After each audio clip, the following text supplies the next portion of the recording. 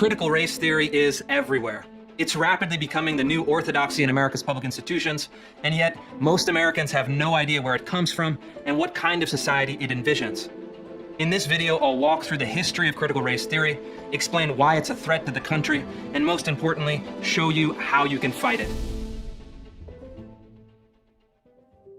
Let's start at the beginning, with the short history of Marxism.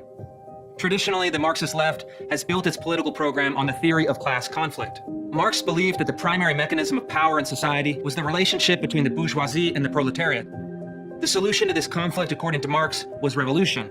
He believed the proletariat would eventually gain consciousness of its plight, seize the means of production, and usher in a new socialist society. Over the course of the 20th century, a number of regimes attempted Marxist revolution, and all of them ended in disaster. The socialist countries racked up a body count of nearly 100 million people sent to the gulags, murdered in the streets, or starved to death due to the failure of socialist agricultural policy. Marx envisioned the new man who would transcend the limitations of the industrial world, but in practice, his ideas unleashed man's oldest and darkest brutalities. By the mid-1960s, Marxist intellectuals in Europe and the United States had begun to understand these failures. They recoiled at the tyranny of the Soviet Union and came to realize that the call for the proletarian revolution would never work in the industrial nations of the West, which had large middle classes and a rapidly growing standard of living. Most Americans believed they could transcend their origins through education, hard work, and community support.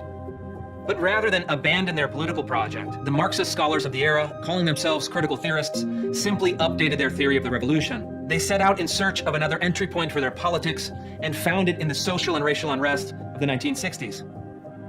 Over the course of the decade, the critical theorists gradually abandoned the old economic dialectic of bourgeoisie and proletariat and replaced it with a new racial dialectic of white and black. This provided the ideological basis for the radical movements of the era, including the Communist Party USA, the Black Panthers, the Black Liberation Army, and the Weather Underground. The vision of the critical theorists and the racial revolutionaries, however, eventually lost out to the vision of the Civil Rights Movement and Lyndon Johnson's Great Society, which promised the fulfillment of the American ideal of equality under the law and to alleviate poverty through government action. The radicals sought to overthrow the American regime, but most Americans simply wanted to improve it. But this too was destined for disappointment on the left. In the following 30 years, the left became disillusioned with the idea of equality under the law and with the anti-poverty programs of the Great Society, which failed to reduce poverty and social pathologies despite trillions in public spending. For many of the intellectuals on the left, the entire project of colorblindness, meritocracy, private property, and individual rights came to be seen as a failure. So they went back to the drawing board and increasingly sought to revive the most radical strains of Marxist thought from the previous generation.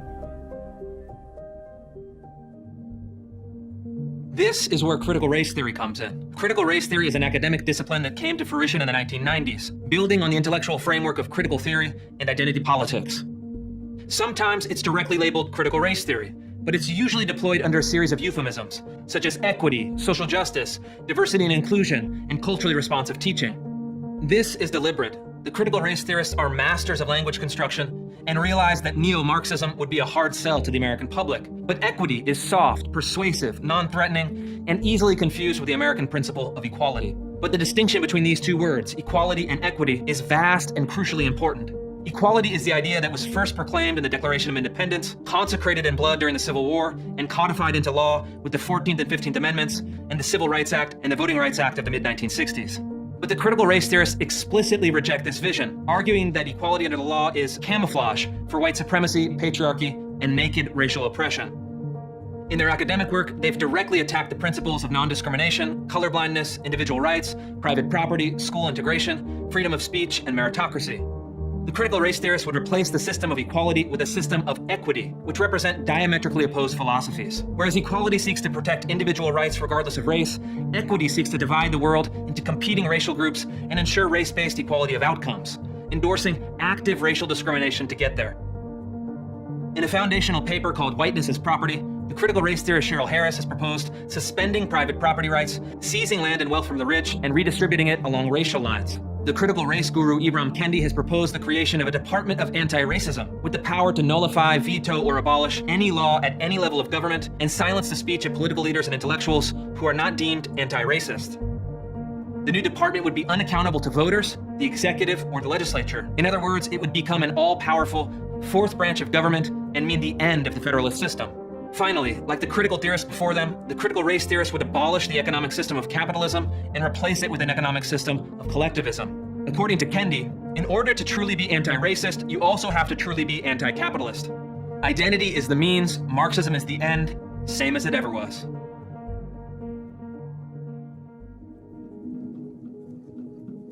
So how does this ideology translate into real-world practice?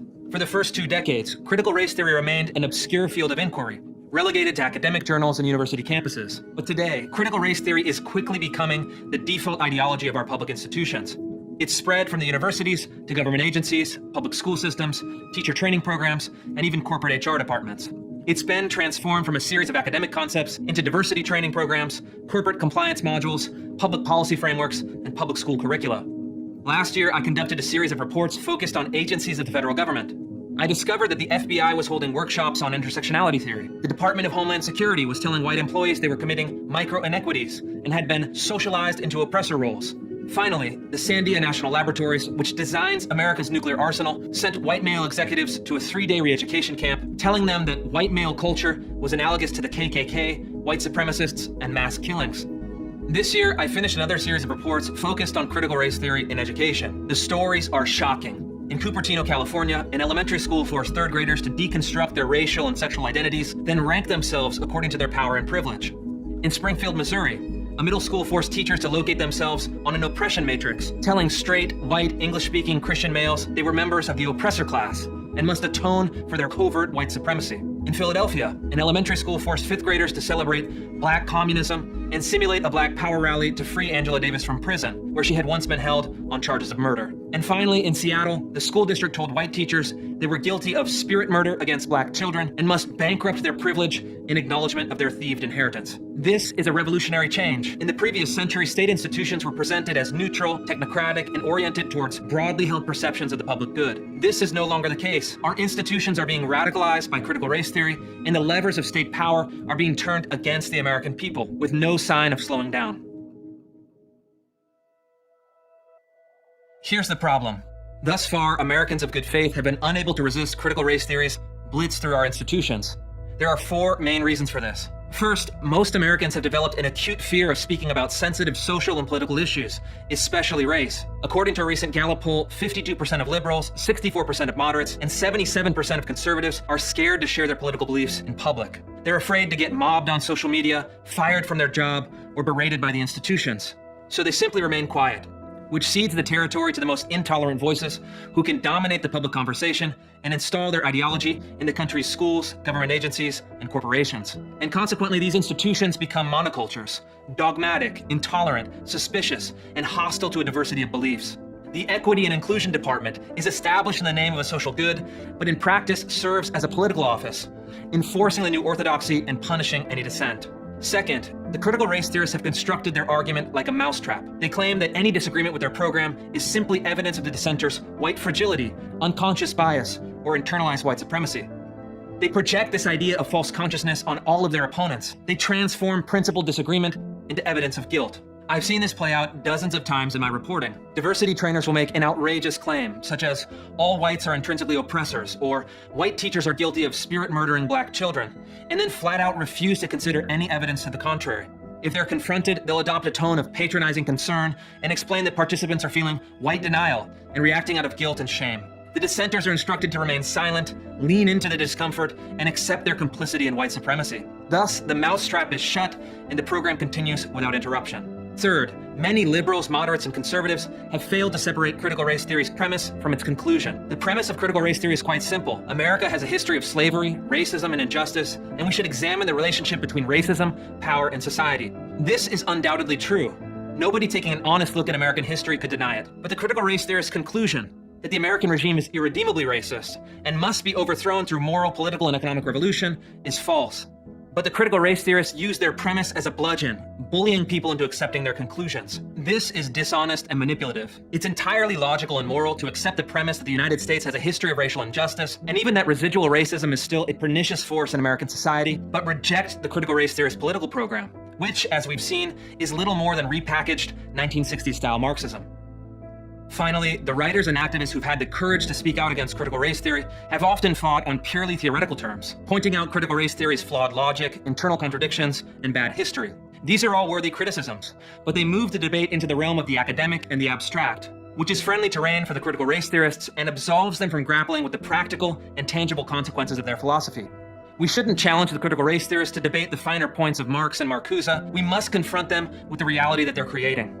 Do they support schools separating third graders into oppressor and oppressed? Do they support a curriculum teaching that all white people perpetuate systemic racism? Do they support schools instructing white parents to become white traitors and advocate for white abolition? Do they believe that counter-genocide is a solution to America's problems? These are all real-world examples from my investigative reporting and a better challenge to critical race theory than 1,000 academic papers. The real test for the critical race theorists is not to defend their ideas as abstractions, but to defend the real-world impact of their ideas. And this brings us to the key point. Critical race theory is no longer a phenomenon of the mind. It's a phenomenon of political power. If we want to successfully oppose this new orthodoxy, we must seek to change the structures that have enabled it into being. We must address politics as politics and confront power as power.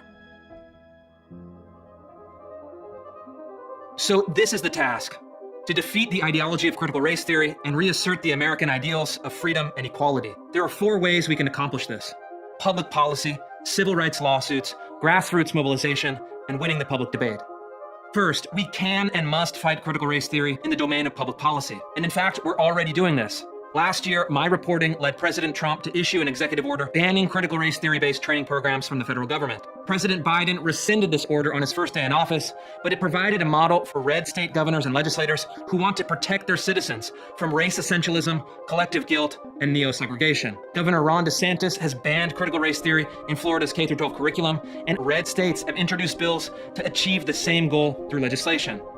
Second, we must fight against critical race theory in the courts. To do this, I've launched a new legal coalition to stop public institutions from conducting programs that stereotype, scapegoat, or demean people on the basis of race. Our argument is that critical race theory is not only intellectually and morally bankrupt, but in practice violates existing law. It violates the First Amendment, which protects citizens from compelled speech, the 14th Amendment, which provides equal protection under the law, and the Civil Rights Act of 1964, which prohibits public institutions from discriminating on the basis of race. Eventually, one of our cases will reach the Supreme Court, and we'll win. Third, there's a bipartisan and multiracial coalition that's emerging to fight critical race theory at the grassroots level. Parents have begun fighting against racially divisive curricula in schools, and employees have begun speaking out against Orwellian practices in the workplace. Asian American parents in particular have been successful in pushing back at the local level. They've recognized that critical race theory poses a major threat to their children, categorizing them as oppressors, discriminating against them in college admissions, and punishing their success. In my reporting, many Chinese Americans told me that they survived the Cultural Revolution in their home country and refused to let it happen here in America. Finally, we must develop a new moral language on these issues and appeal to higher principles than our opponents. We must promote the true story of America, a story that is honest about injustices in our history, but places them in the context of our nation's highest ideals and the progress we've made towards realizing them. We must raise the debate to a higher level. For example, we often find ourselves debating about diversity. Diversity is good, all things being equal, but it's a secondary value. We should really be aiming towards excellence, which provides a common standard and challenges people of all backgrounds to achieve their true potential. When we elevate the debate to this higher conceptual plane, we force our opponents to debate on our territory, and excellence beats diversity every time. The stakes of this fight are incredibly high. It's not an exaggeration to say that a governing regime based on critical race theory would mean the end of freedom and equality in America. According to their own policy prescriptions, the critical race theorists would limit or abolish the right to private property, freedom of speech, equal protection under the law, non-discrimination, free enterprise, and the federalist system of government. In its place, they would create a new regime of group-based rights, race-based redistribution of wealth, omnipotent bureaucratic authority, and active racial discrimination. It's not a program of reform. It's a program of revolution that rejects the founding principles and would overturn the premise of the Constitution. The secret to winning this fight is courage. This is the fundamental virtue required of our time. The courage to speak the truth, the courage to withstand epithets, the courage to face the mob. When enough of us do this, when we break through the wall of fear that prevents so many people from speaking out, the narrative of critical race theory will begin to crumble. It's easy to stop a lone dissenter. It's much more difficult to stop 10, 20, 100, 1,000, 1,000,000 people who stand up together. Truth and justice are on our side. If we can muster the courage, we will win.